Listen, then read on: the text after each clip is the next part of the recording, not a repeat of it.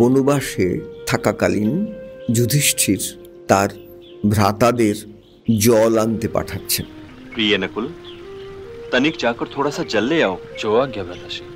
ভ্রাতারা যাচ্ছেন, আর কেউ ফিরে আসছেন না। একজন গেলেন, আসতে অনেক দেরি হলো, তারপর আরেকজন, এইভাবে 4 জন ভ্রাতা যখন ফিরে এলেন না, তখন যুধিষ্ঠির নিজে গেলেন সন্নিকট পুষ্করিণীতে তৃষ্ণার জল সংগ্রহের জন্য। সেখানে গিয়ে দেখলেন, গল্প আমরা সবাই জানি, বকরূপী এক যক্ষ সেই পুষ্করিণীর তীরে অপেক্ষমান।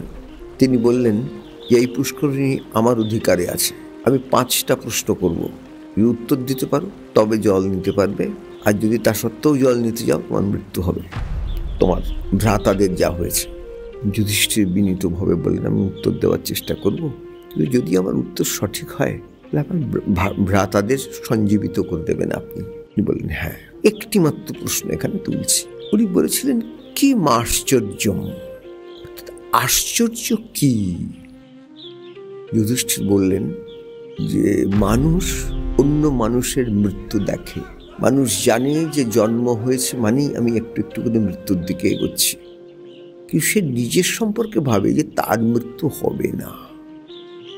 এইটি আশ্চর্য।